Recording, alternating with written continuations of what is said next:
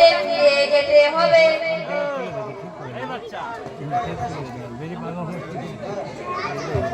ওটা নিয়ে জানি বসবে। কোন মুসলমানের সঙ্গে সাক্ষাৎ হলে কি করবে বাবু? কোন মুসলমানের সঙ্গে সাক্ষাৎ হলে সালাম দেব, আসসালামু আলাইকুম ওয়া রাহমাতুল্লাহি ওয়া বারাকাতুহু। অর্থ, আপনার ওপর আল্লাহর পক্ষ থেকে শান্তি, রহমত ও বরকত বর্ষিত হোক।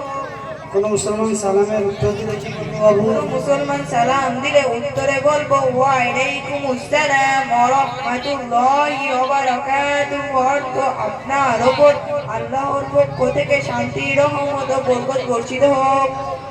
হাদিস নাম্বার 1 বলো তো বাবু। হাদিস নাম্বার 1, ঈমান সম্পর্কিত আদ-দ্বীন ইসলাম খুব সহজ। তুমি ধরো তোমার আপন নামটা বলো।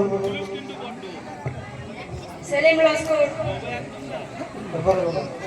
হাদিস নাম্বার 2 বলো তো।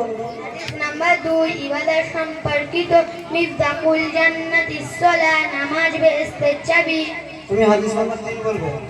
হাদিস নাম্বার 3, লেনদেন সম্পর্কিত মান ওয়াশা ফালাইসা ফিন্না, যে প্রতারণা করে সে আমাদের অর্থাৎ মুসলমানদের অন্তর্ভুক্ত নয়।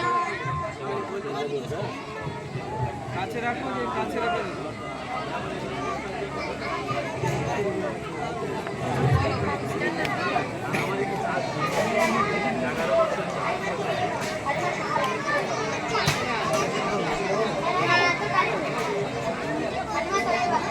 তুমি বলো তো নামাজের শর্ত সমূহ।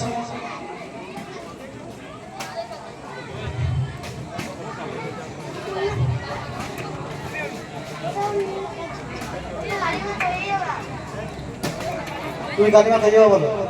কালিমা তাইয়্যিবা, লা ইলাহা ইল্লাল্লাহু মুহাম্মাদুর রাসূলুল্লাহ সাল্লাল্লাহু আলাইহি ওয়াসাল্লাম। অর্থ, আল্লাহ ছাড়া কোনো বাদশা নেই এবং হযরত মুহাম্মদ সাল্লাল্লাহু আলাইহি ওয়াসাল্লাম আল্লাহ তাআলার রাসূল।